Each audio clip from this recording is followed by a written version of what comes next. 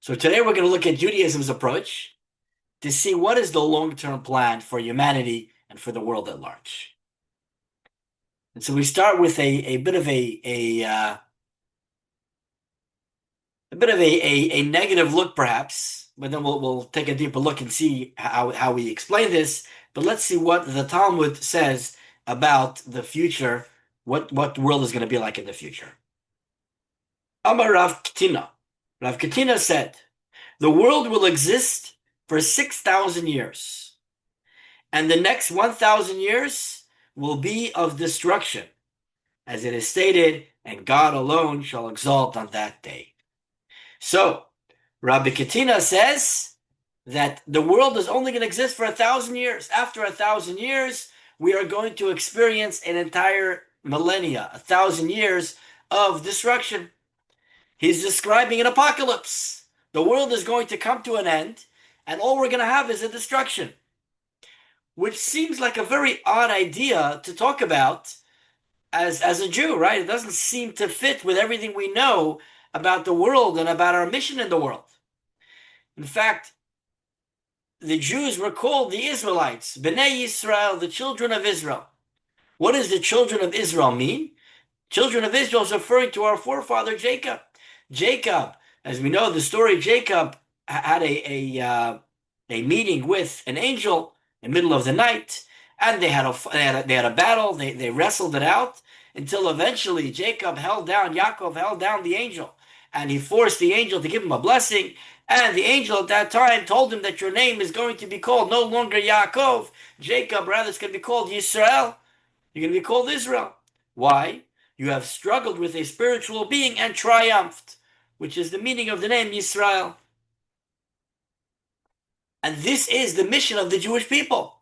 This is our mission in this world, to go out and to fight against the darkness, to find the darkness in the exile, and to turn it over into light, find sparks of holiness, and bring out the godliness within the existence of everything in the world.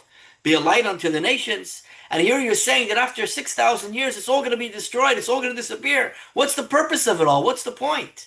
It seems pointless. It seems like our entire existence, our entire mission is all for no purpose in the end of the day, because it's all going to come to naught. And therefore, the commentaries explain the Talmud and say it's not exactly what it means. It doesn't mean literally that there's going to be destruction. So what does it mean? So let's look first in the explanation it's given in a book called the Ben Yehoyada, which was written in the 19th century by a great and famous Sephardic scholar. His name was Rabbi Yosef Chaim from Baghdad, also known as the Ben Ish Chai, which actually his yahrzeit, the day of his passing, was just this past week, I believe, of the Ben Ish Chai, Rabbi Yosef Chaim.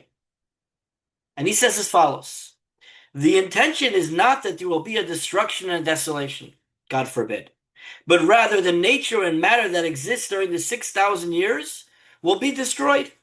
A different nature and matter will be renewed, superior and exceedingly beautiful, in which there is no admixture of evil, no sorrow, sighing, or suffering, and no evil whatsoever. Rather, it will all be entirely good, a pleasing delight that is much improved. So, Rabbi Yosef Chaim, the Ben Ish Chai, explains that it doesn't mean that there's going to be destruction of the world. It means that the way the world exists today is going to be destroyed. The way we see the world today, with all the negativity and all the evil and all the suffering that we have in the world today, all that is going to go away and going to be replaced by a new world order, a whole new experience, a whole new way of life. And therefore, the old way of life is going to first be destroyed in order to create a new way of life.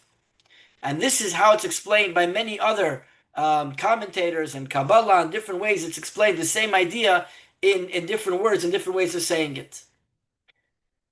So as Kabbalah says, these days today we have a world where there's materialism and nature, and they seem to be separate from God. There's godliness and there's materialism, and they're two separate worlds. There are two separate realities today, and we have a hard time seeing godliness within the mundane. It seems almost impossible. It seems like godliness is not there. Yet, When Mashiach comes, this idea is going to be destroyed, and there's going to be a new reality where we're going to see godliness within everything. When we look at material objects, we're going to see the godliness, the true existence within it. Another way it's explained in a deeper way is that destroyed means that the current way of serving God, the way that we had, the reality that we have today, where there are many gray areas in life, where right and wrong, good and evil, physical and spiritual, it's all convoluted, it's unclear. We can't tell sometimes the blurry areas, the gray areas in between. The world is less defined. We can't figure out exactly where good ends and where evil begins. There's a lot of confusion. However, when Mashiach comes, all this is going to be destroyed. There'll be no longer any gray areas. Everything will be defined and clear. We'll be able to see exactly how the world operates. We'll be able to understand exactly what to do and how to do it. And so this is going to be a destruction of the old way and a whole new way of looking at life. It's going to be a whole big a change in the way we look at the world around us.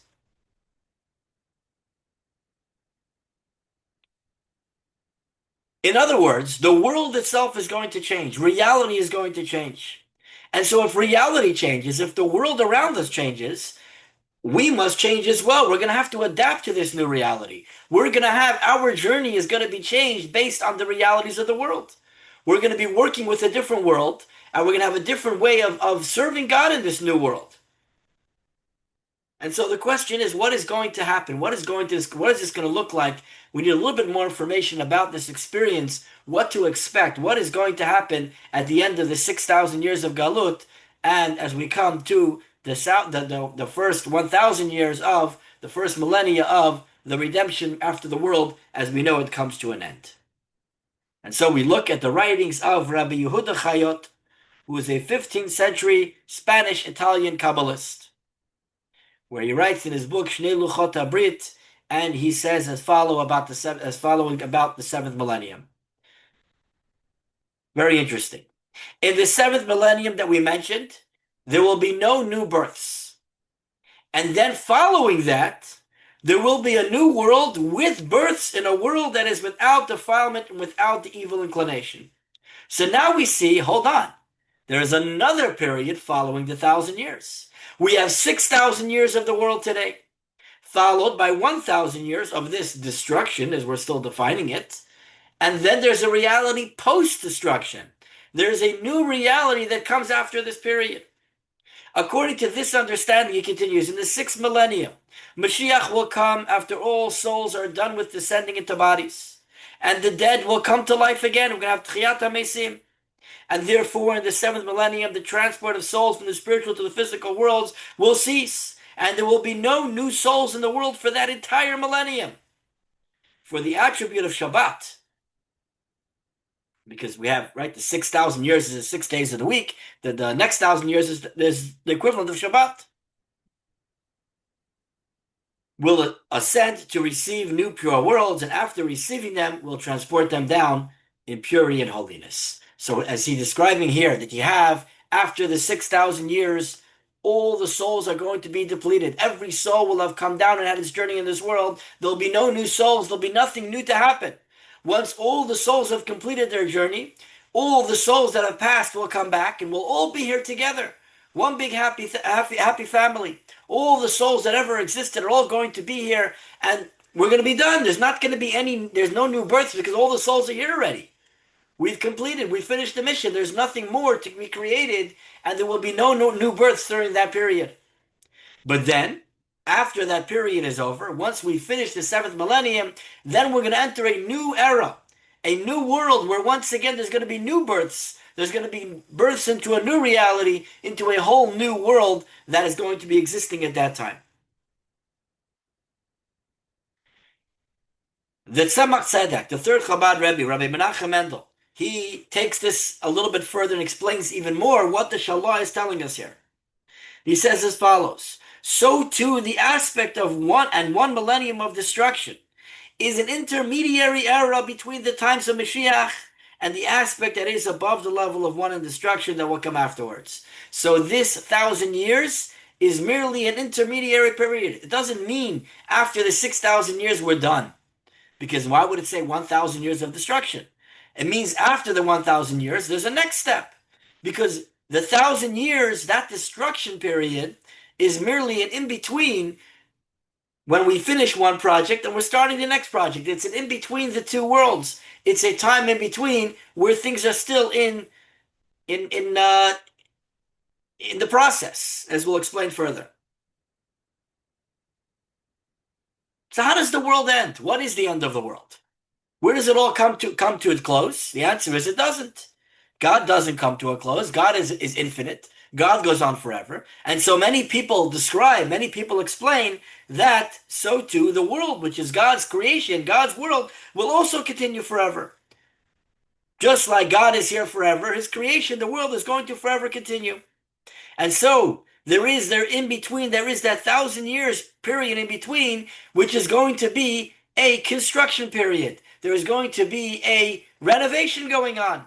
God's house has been around for a long time. It's 6,000 years old. It's time for a renovation. It's time for a refresh. When you go to a construction site where they're renovating a house, it looks like destruction. Things have to be broken in order to be fixed. It's part of the process. The destruction that we're talking about is not a destruction, is not losing something that is not going to exist anymore. Rather, it's a destruction in order to rebuild, in order to make it even better. As we mentioned this idea previously, don't think it was in this class, I think it was in the Torah and the Jewish Insights class, we spoke about the idea that the Bet HaMikdash had to be destroyed in order to prepare the world for a new construction for the next Bet HaMikdash that is going to be coming in the future. And so the same thing here. That 1,000-year period of destruction is merely a period where we are preparing the world for renovations, preparing it for the new world that's going to come after that period, where we begin again as a new reality in a new world.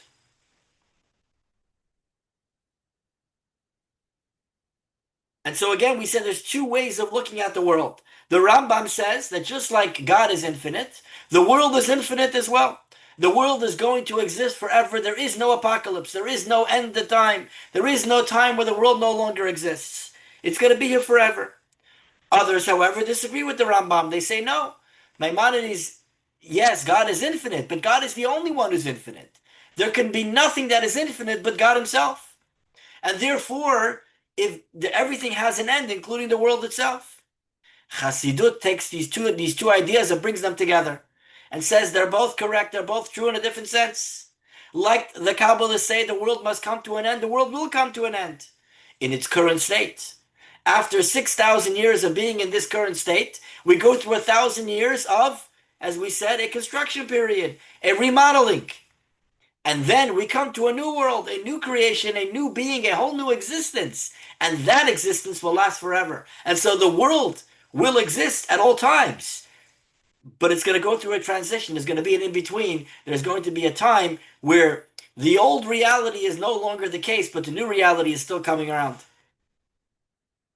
And this is what this millennium of destruction is referring to, where the world is going to change as we know it. The world that we see today will be destroyed. It won't be in existence anymore. Whereas we said today we have challenges. We have a hard time seeing godliness in the world. We have a hard time seeing the difference between right and wrong.